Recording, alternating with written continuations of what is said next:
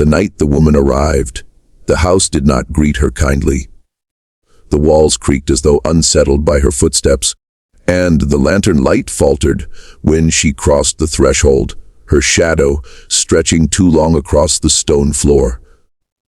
She did not look up when the master spoke her price, nor when the iron clasp was removed from her wrist. Her eyes stayed lowered, calm to the point of unease, as if she were listening to something beneath the silence. He had bought her for a single reason.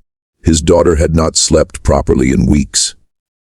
Fever came and went like a cruel tide, and no healer could explain why the child woke each night screaming at shapes no one else could see.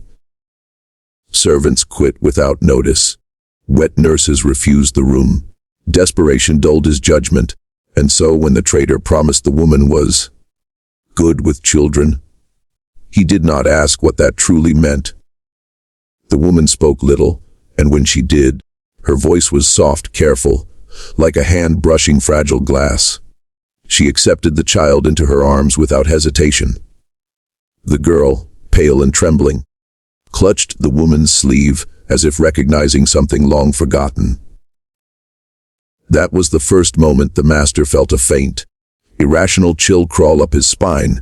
As dusk thickened into night, the house grew strangely still. No coughing from the child's chamber, no cries, only the sound of slow breathing, deep and steady. Relief washed over him, followed by discomfort. Peace had come too quickly, too completely. Somewhere down the corridor, a candle went out on its own. When midnight passed, the master awoke to a sensation he could not name, an awareness that something within his home was no longer as it had been. The air felt heavier, scented faintly with earth and old rain. From his daughter's room came a low murmur, not quite a lullaby, not quite a prayer. He told himself it was nothing. He told himself the woman was doing exactly what she had been bought to do. By morning, everyone would understand how wrong he was. The decision to buy her was not born of cruelty, nor mercy, but exhaustion. Weeks had passed since the master last slept through a full night. His daughter's illness had hollowed the house, turning each corridor into an echo chamber of dread. Every servant moved as if walking on thin ice, fearful that a single misstep would summon another night of screams. Physicians came and went, their hands smelling of herbs and failure, their words circling the same emptiness. Nothing they offered lingered. Nothing stayed. The child weakened, and with her decline, the master's certainty in the order of his world began to rot. It was at the market, beneath a sky heavy with dust and heat, that he first saw the woman. She did not cry out like the others. She did not plead or avert her gaze. She stood still, wrists bound loosely. Posture straight, eyes lowered not in submission, but in restraint, as though looking directly at the world might invite something unwelcome to look back. The trader spoke quickly, eager to sell, listing virtues that sounded rehearsed. Strong enough for work, quiet, obedient, good with children. That last phrase caught the master's attention like a hook beneath the skin. He asked no questions about her origins. The trader volunteered none, only smiled too thinly and shifted his weight, as though standing on unstable ground. The price was lower than expected, almost insultingly so, and the master hesitated only long enough to convince himself that desperation justified suspicion. He told himself that quiet was a blessing, that meek hands would not disrupt the fragile calm he was trying to restore. He told himself many things while the coins changed hands. Up close, the woman smelled faintly of smoke and rain, an impossible combination beneath the open sun. Her hair was bound simply, her clothing plain to the point of anonymity. There were no visible scars, no marks of defiance or struggle. Yet something about her presence felt compressed, like a storm forced into a narrow vessel. When the trader unlocked the iron from her wrist, the woman did not flex her fingers or glance down. She merely adjusted her sleeve, as if the restraint had been an inconvenience rather than a wound. On the journey back, she rode in silence. The cart rattled over stone, wheels groaning in protest, but she made no sound. The master watched her from across the bench, expecting fear, resentment, or curiosity. He found none. Her gaze rested on the horizon, unfocused yet alert, as though measuring distances that had nothing to do with miles.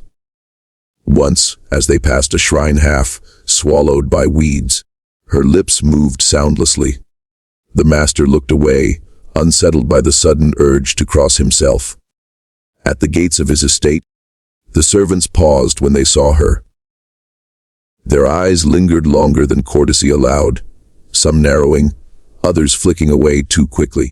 One maid dropped a basket, apples rolling across the gravel like scattered warnings. No one laughed. The woman stepped down from the cart, her feet touching the ground with deliberate care, and for a brief, irrational moment, the master imagined the earth responding to her weight. He explained her purpose curtly. She was to care for the child, feed her, sit with her, watch her at night, nothing more. The woman nodded once, a small, precise motion, as if the task had been assigned long ago and merely confirmed now. When asked her name, she hesitated, just long enough for discomfort to bloom, then spoke something soft and unfamiliar. The sound did not settle in the ear. The master did not ask her to repeat it. He told her she would be called what was easier. She did not object. As they walked the halls, she took everything in without appearing to look at anything. Her hands brushed the stone walls lightly, not tracing, not grasping, simply acknowledging. The house, old and proud, seemed to sigh around her, floorboards whispering beneath her steps. The master noticed how the lamps flickered as she passed, flames bending subtly inward, and told himself it was the draft. When they reached the child's chamber, the sounds within spilled out before the door was opened. Thin whimpers, uneven breathing. The air smelled of sickness and stale remedies. The woman paused at the threshold, her shoulders tightening for the first time. She inhaled slowly, deeply, as if committing the scent to memory. Then she stepped inside. The child lay curled like a frightened animal, eyes wide and unfocused, at fingers clutching at nothing. At the sight of the woman, something shifted. The whimpering faltered. The child's gaze locked onto her face with sudden intensity. The woman knelt without being told, lowering herself until they were eye level. No words passed between them. The master watched, heart pounding, as the child's breathing steadied, her grip loosening inch by inch. It was then that the master felt the first true flicker of unease, sharp and uninvited. This was more than care, more than coincidence. He had bought the woman believing her meekness made her harmless, believing silence equaled safety, believing ownership meant control, believing desperation excused ignorance, believing the house would bend her to its will, believing the night would remain unchanged, believing the transaction was finished, believing nothing had followed her home, believing nothing had already been waiting, believing the quiet that settled over the room was relief rather than recognition, believing the stillness belonged to him, believing he had made a simple purchase, believing he had brought a solution into his house, believing the woman was the only one who had been bought that day the change began so quietly that it might have gone unnoticed if the house had not been trained by weeks of suffering to listen for every breath. On the first evening, when the lamps were lit, and the servants braced themselves for the familiar escalation of cries, nothing came. The child lay in her bed, eyes half-lidded, chest rising and falling with an evenness that felt almost artificial. The woman sat beside her, hands folded, posture composed, as though this calm were not an achievement, but a restoration of something interrupted long ago. The master stood in the doorway longer than he intended, unwilling to disturb the fragile stillness.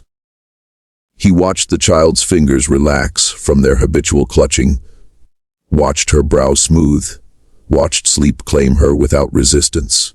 It was the first time in months that sleep had not arrived like a battle. Relief flooded him, swift and intoxicating, yet it carried an aftertaste he could not name. He told himself it was exhaustion. He told himself he had simply forgotten what peace felt like. Word spread quickly among the servants. By the second night, whispers moved faster than footsteps. The child slept again, and this time deeper, her breathing so steady that it unnerved those accustomed to listening for its falter. A maid crossed herself before entering the room to change the linens. Another refused to go in at all, claiming the air felt wrong, too heavy, as if something unseen were pressing down from above. The woman remained where she was placed, neither asking for praise nor instruction, her presence constant, unyielding. The child's eyes followed her everywhere. When awake, she did not cry or plead, she watched. Her gaze tracked the woman's movements with an intensity that bordered on reverence. And when the woman stepped out briefly, the child's calm fractured, breath hitching until she returned. The master noticed this dependency with a tightening in his chest. Gratitude twisted into something sharper. He had wanted a caretaker, not a bond he could not untangle. On the third night, the master dreamed for the first time in weeks. He dreamed of water standing perfectly still, reflecting a sky without stars. When he woke, disoriented, he realized the house was silent. Not the tense quiet of waiting, but a deep, settled hush, as if the walls themselves were sleeping. He rose and walked the corridors barefoot, drawn by a sense of wrongness he could not justify. Outside the child's chamber, he paused. The door was ajar. Inside, the woman sat in the same position as before, eyes closed now, lips moving in a rhythm too slow for speech. The child slept, her face peaceful, her hand resting against the woman's arm, as though anchoring herself to something solid. The master backed away without making a sound. By morning, the child's color had returned in faint traces. The gray pallor lifted just enough to suggest possibility. When the physician arrived, summoned out of habit more than hope, he frowned in confusion, muttering to himself as he checked the child's pulse. Stronger, he said. Steadier. He could not explain it. He suggested rest. He suggested time. He did not suggest removing the woman. The servants began to notice other things. The child no longer woke screaming of shapes in the corners. She spoke less of shadows crawling along the ceiling. When she did speak, her words were calmer, almost rehearsed, as though she were repeating something taught. Once, a maid overheard her whispering to the woman in the dark, her voice carrying a strange certainty, saying that the bad dreams knew where to go now. The maid did not ask where. The master's relief curdled into vigilance. He watched the woman more closely, noting how she seemed untouched by fatigue, how her eyes remained clear, even after nights spent awake. He noticed how the child's room no longer smelled of sickness, but of damp earth, faint and persistent, no matter how often the windows were opened. He questioned the woman once, asking what she did to soothe the child. She answered simply that she listened. The answer felt insufficient, deliberately so. On the fifth night, the master heard laughter. Soft, brief, unmistakable. It came from the child's chamber, a sound so foreign that it stopped him in his tracks. Laughter had not lived in this house for months. It should have been a miracle. Instead, it felt like an intrusion. When he reached the door, the laughter ceased. Inside, the child slept, her face slack with contentment.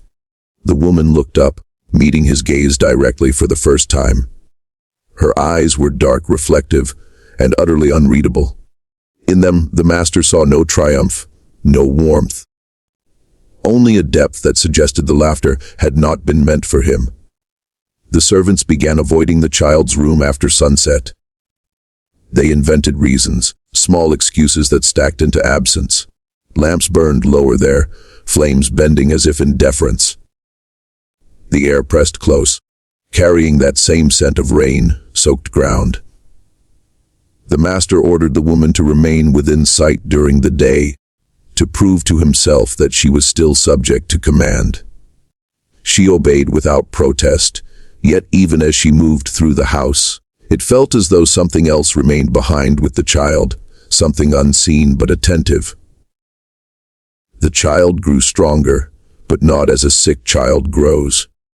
Her strength felt borrowed, reinforced, as though supported by an unseen framework. She slept without interruption, without dreams she could remember.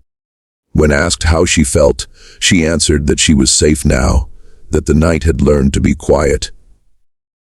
The master smiled for the servants, praised the woman for her service, assured himself that this was success, that the calm proved his decision had been right, that the house was healing, that fear had been replaced by gratitude, that nothing had been exchanged except care, that nothing had been taken in return, that the silence belonged to him, that the child's peace was simple and earned, that the woman was exactly what she appeared to be, that this miracle had no cost, that the darkness had merely retreated, that sleep was only sleep, that laughter was only laughter, that the night had not noticed the woman, that nothing had followed her gaze into the corners of the room, that nothing listened when the child breathed, that nothing had accepted the invitation offered so freely, that the calm spreading through the house was not the stillness of something holding its breath.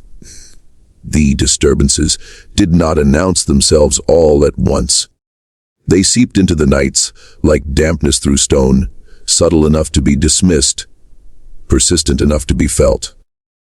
It began with the lamps. Servants swore they had trimmed the wicks and shielded the flames, yet by the time midnight passed, certain corridors fell into darkness without reason. No drafts stirred the air. No footsteps preceded the extinguishing. The light simply surrendered, leaving behind a thickness that clung to the skin. Whispers followed.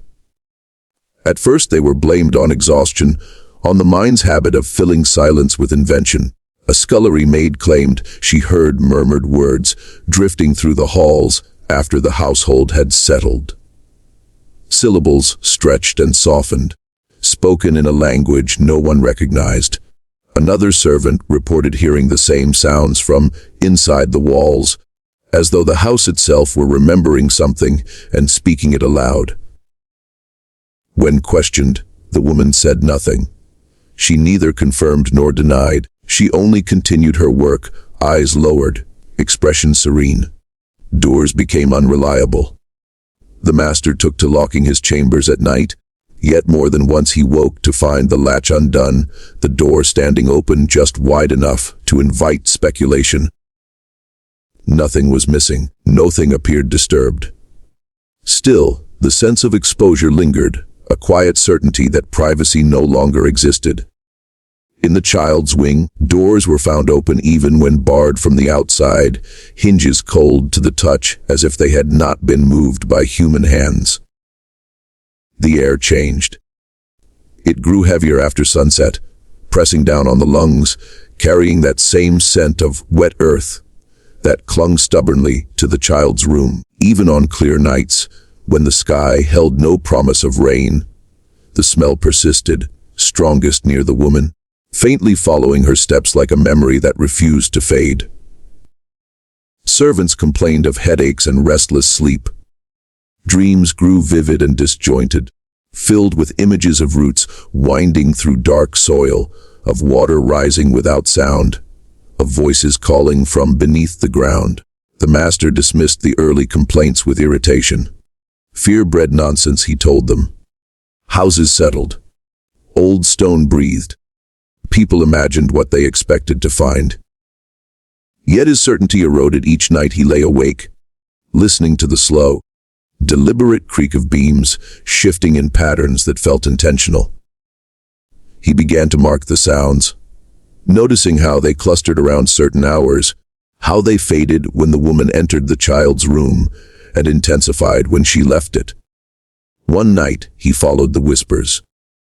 Barefoot, wrapped in a robe, he moved through the darkened halls, guided by a sound that hovered just beyond comprehension.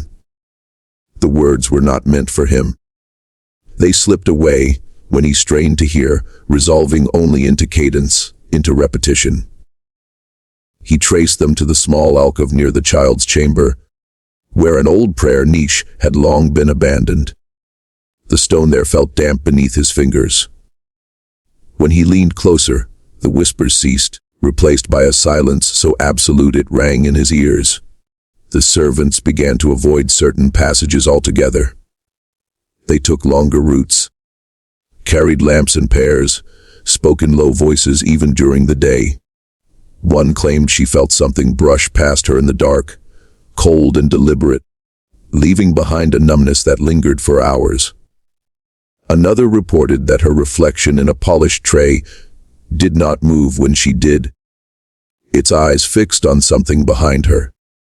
The master dismissed her the next morning, calling her unstable, but the image stayed with him, resurfacing whenever he caught his own reflection in the glass. In the child's room, the calm held. That was the most disturbing part. While the rest of the house grew restless, the chamber remained a pocket of stillness. The child slept soundly, untroubled by the disturbances beyond her door. The woman sat her vigil, murmuring softly at intervals the master could never quite predict. He began to suspect that the disturbances were not failures of order, but consequences of it, ripples spreading outward from a center that remained undisturbed. On the seventh night, a servant swore she heard singing. Not a lullaby, not a hymn, but something older layered, as though several voices spoke at once through a single mouth. The sound rose and fell like breathing. When the master reached the child's door, the singing stopped. Inside, the woman sat alone, the child asleep. Her lips were still, her hands rested calmly in her lap. She looked up as he entered, her gaze steady, unafraid. When asked if she had been singing, she answered that the house sometimes remembered how to speak when it was quiet enough. The master's temper flared, then, sharpened by sleeplessness and dread. He accused her of unsettling his household, of filling his servants with superstition. She listened without interruption, head bowed. When he finished, she said only that night's reveal, "What days are too loud to hear?" The words followed him long after he left the room, echoing in his thoughts as the whispers resumed behind him. Small objects began to shift. A chair moved from one wall to another. A bowl cracked without being touched. Footprints appeared in dust where no one had walked.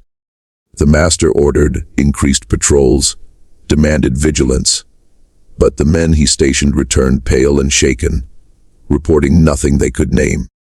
The disturbances did not behave like intruders. They felt intimate, familiar, as though the house itself were rearranging its thoughts. The woman remained untouched by fear. She moved through the nights as if they belonged to her, as if the darkness recognized her presence and adjusted accordingly. Lamps dimmed when she passed, then steadied. Whispers softened, aligning themselves with her pace. The master began to understand that whatever was happening was not an invasion, but an accommodation. The house was not under attack. It was responding.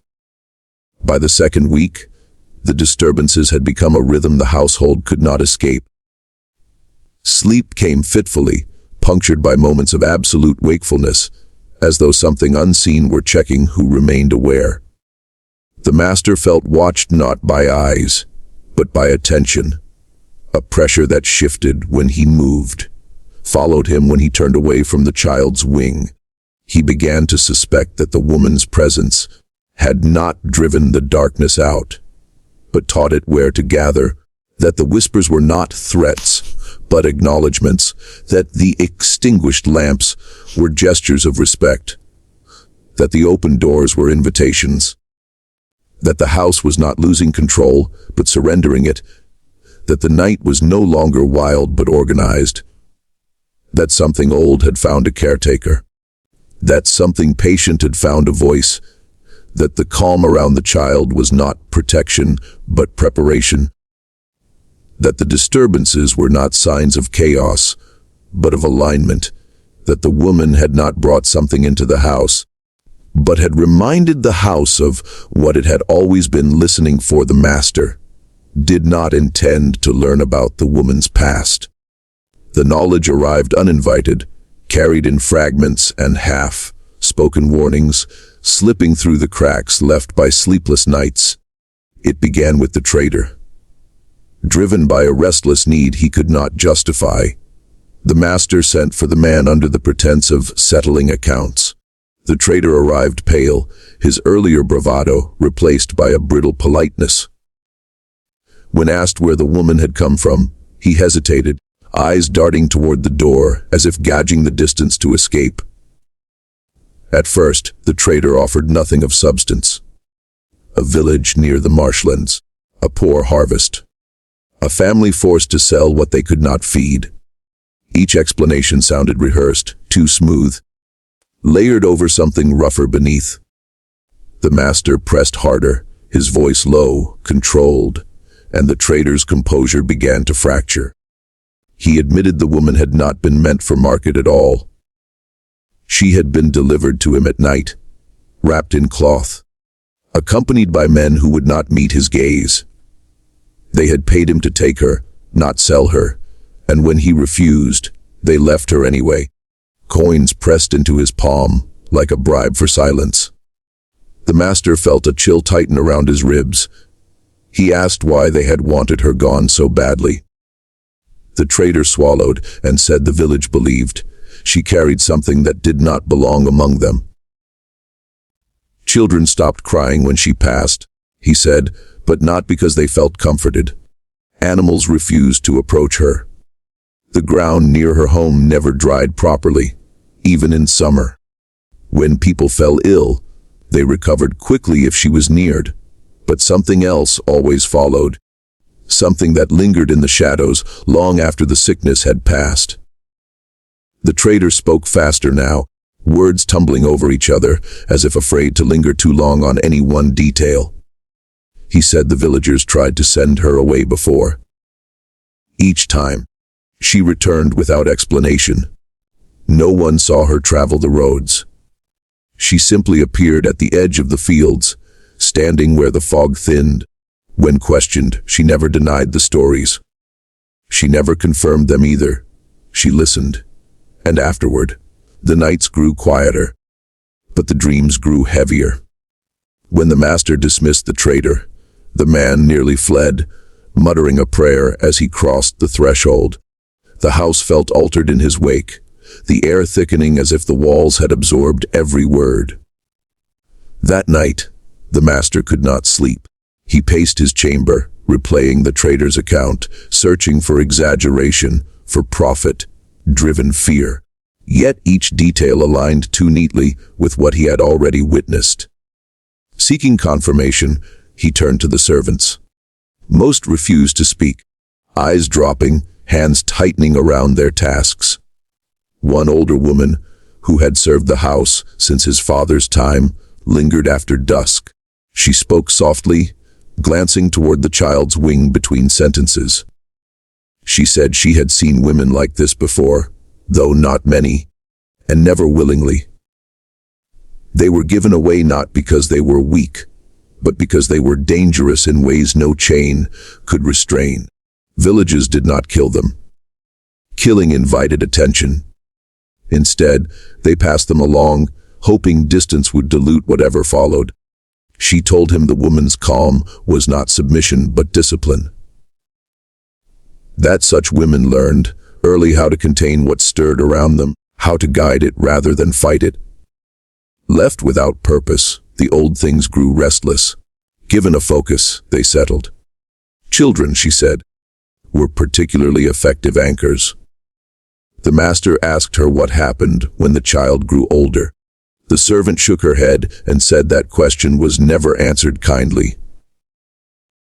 The master began to watch the woman with new eyes. He noticed how she avoided certain parts of the estate, how she lingered near the oldest foundations, how her presence seemed to draw the disturbances inward rather than outward.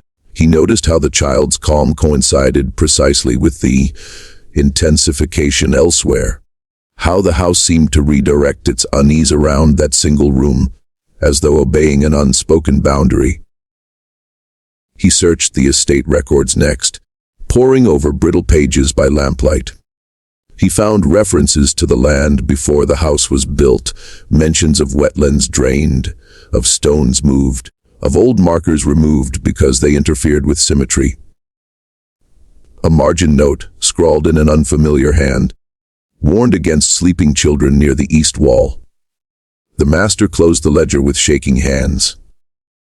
Confrontation became inevitable. He waited until night, until the disturbances reached their familiar peak, then entered the child's chamber without announcing himself. The woman looked up unsurprised. The child slept, one hand curled around the woman's wrist. The master demanded the truth. Not stories, not riddles. He asked why she had been sold, why people feared her, why his house no longer felt like his own. The woman listened, as she always did, until his words ran out.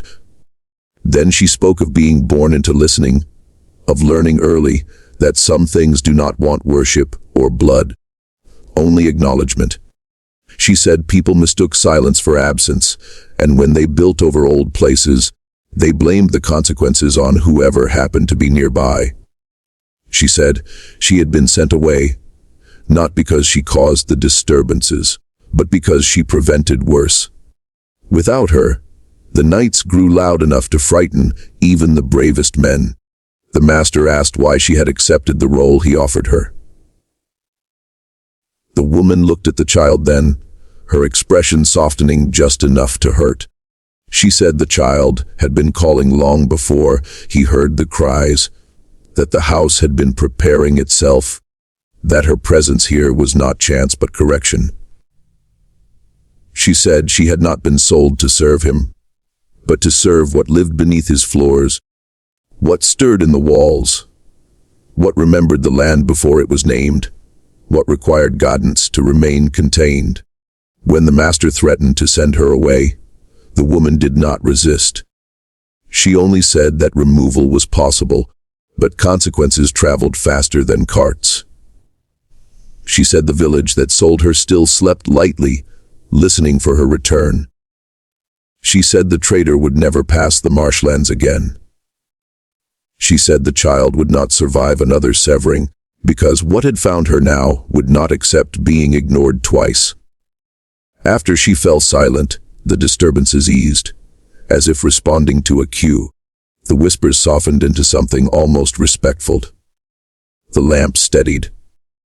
The master stood in the quiet, surrounded by truths he could no longer deny, understanding at last that the woman had not been sold because she was powerless, but because she was essential. That fear had disguised itself as mercy, that her journey had been guided by those who wanted distance without escape, that his purchase, August, had completed a pattern begun long before his desperation, that the house had not changed because she arrived, but because she had been recognized, that whatever stirred within the land had always been there, patient and waiting, that the woman was not its source but its keeper, that the night did not obey her, but listened, that the calm surrounding his daughter was not the absence of danger, but the presence of balance, that balance demanded a price, that the price had already been paid in silence, in exile, in the passing of fear from one set of hands to another, in the quiet agreement that some burdens were not destroyed but carried, that the woman had never truly been owned by anyone, that she had simply been delivered where she was needed most. The night the woman was left alone with the child arrived not by design, but by omission. Exhaustion had dulled the master's vigilance, and fear had thinned the servants, until there was no one left willing to keep watch. One by one, excuses were offered and accepted: illness, prayer, sudden obligations beyond the gates. By the time the sun sank fully, the house had retreated into itself, leaving the woman and the child as its only steady points of focus. The woman did not react when she realized they were alone. She closed the door gently, sliding the bar into place with careful precision, not to keep anything out, but to mark the boundary of what was about to occur. The child watched her with wide, knowing eyes, far too calm for someone so young. She asked no questions. She did not need explanations anymore. Whatever had once frightened her had been reorganized, reshaped into something familiar enough to tolerate. As midnight approached, the house began to respond. The whispers gathered sooner than usual, threading through the walls with an urgency that felt almost anticipatory. Lamps dimmed throughout the estate, not extinguishing entirely, but lowering themselves into a state of watchful half-light. The floor beneath the child's bed creaked, then stilled, as if settling into a long-awaited position. Beneath the silence, something old shifted, stretching its attention toward the room. The woman knelt beside the bed and began to speak, not loudly, not in command, but with the practiced cadence of someone who understood that authority did not require force. The words were not a spell in the way stories imagined such things. They were acknowledgments, names for sensations, reminders of limits. The child listened, her breathing syncing with the rhythm of the woman's voice, her small hand resting against the woman's palm as though sealing an agreement. The air thickened, pressing inward from all sides. Shadows along the walls deepened, pulling away from their corners and pooling closer to the bed. The child did not cry. She had learned what fear invited. Instead, she repeated certain phrases when prompted, her voice steady, her pronunciation careful. With each repetition, the pressure shifted, no longer bearing down, but circling, assessing. Something answered. It did not emerge in a form that could be named. The presence announced itself through absence, through the sudden disappearance of sound, through the way the shadows aligned themselves with the shape of the room, rather than defying it. The woman lowered her head slightly, a gesture of recognition rather than submission. She spoke again, more softly now, clarifying the terms. The child was not an offering. The child was a boundary. What had been drawn to her would remain contained, watched, guided, allowed to exist without spilling beyond its place. The presence resisted, testing the edges of the agreement. The walls shuddered once, a deep vibration that traveled through stone and bone alike. In the distance, a door slammed open, then closed. The woman did not raise her voice. She placed the child's hand flat against the mattress and instructed her to sleep. The child obeyed immediately, slipping into a dreamless stillness that felt deliberate, protective. With the child anchored, the woman finished what she had begun. She shifted her posture, grounding herself against the floor, and spoke the final acknowledgments, the ones that could not be shared with anyone who had not chosen this role. The presence receded, not vanishing, but folding inward, settling into a configuration that aligned with the woman's guidance. The whispers softened, reorganizing themselves into a low, steady murmur that no longer sought attention. By the time dawn approached, the house had changed in ways that could not be reversed. The disturbances had not stopped, but they had been assigned their place. The lamps brightened gradually, no longer flickering. The air lightened, losing its oppressive weight while retaining the scent of damp earth, now less warning than reminder. The oldest parts of the estate felt warmer, as though something beneath them had finally settled into rest. When the master woke, he knew before he opened his eyes that something fundamental had shifted. The silence was different. Not empty. Not tense. Structured. He rose and walked to his daughter's room, ignoring the cold that crept along his spine with every step. The door opened easily. Inside, the woman sat beside the bed, eyes open, posture composed, as if she had not moved all night. The child slept peacefully, her color strong, her breathing deep and even. The master demanded to know what had happened. The woman answered honestly, though not completely. She said the house had been introduced properly to its responsibility. She said the child would no longer be hunted by what listened too closely. She said the balance had been established and would hold as long as it was respected. When asked what respect required, she said attention, continuity, and understanding that some guardianship could not be delegated without consequence. It was only later, when the servants returned, that the full impact of the night became clear. They spoke of dreams shared word for word, of hearing a single, unified breath beneath the floors, of a sense of being watched not with hunger, but with expectation. The estate felt older now, but also steadier, as though it had accepted its true shape at last. The master understood then that the night he had left the woman alone with his daughter had not been an oversight, but a necessary surrender.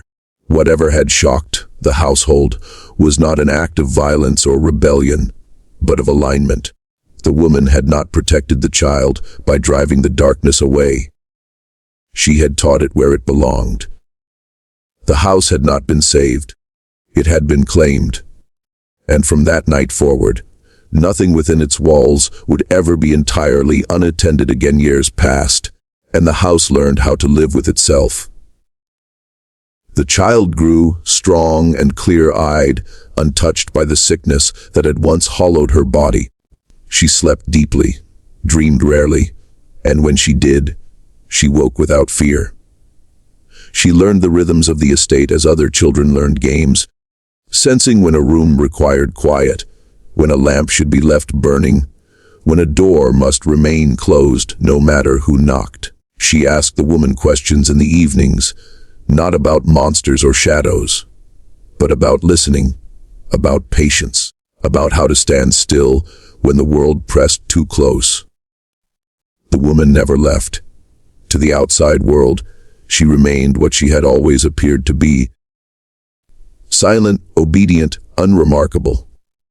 Visitors remarked on the calm of the house, on the strange sense of being noticed without being threatened. Some stayed too long and left uneasy, unable to explain why they felt relieved to cross the gates again. Others never returned at all. The master stopped inviting people after one guest woke screaming, insisting the floors beneath his bed had been breathing. The servants adapted. Fear gave way to habit. Habit became reverence. They learned which halls to avoid after dark, which prayers not to speak aloud, which questions were safer left unformed. No one quit anymore. No one laughed loudly at night. The house rewarded this understanding with stability. Crops flourished. Illness faded quickly. Loss, when it came, felt orderly rather than cruel. The master aged faster than he should have. Knowledge weighed more than ignorance ever had. He came to understand that ownership was an illusion, that his authority ended where the foundations began. Sometimes, late at night, he would hear the unified breath beneath the floors and feel a presence turn its attention toward him, not with malice, but with assessment. On those nights, he slept lightly and dreamed of marshlands and fog. When he died, the house did not react. The child inherited the estate without contest. By then, she no longer needed protection. She had become part of the balance herself. The woman stood beside her at the funeral, head bowed, hands folded, exactly as she had stood the day she arrived. Some said the woman did not age. Others said she aged only when necessary. On the first night after the burial, the child, now grown, sat awake in her room, listening. The whispers rose familiar and contained. The shadows held their places. The woman met her gaze and nodded once, a gesture that passed something unseen between them. The child answered in the same quiet language she had learned long ago. The house settled, far beyond its walls. Villages still passed their burdens away when fear grew too heavy to carry. Roads continued to deliver what others refused to keep. And sometimes, when the fog rolled in thick and low, people swore they saw a woman standing at the edge of the land, watching patiently, waiting for what would inevitably be sent, because some roles were never chosen, only fulfilled, and some houses were never meant to be empty, and some nights required a keeper who knew that darkness did not need to be destroyed, only taught where to stay.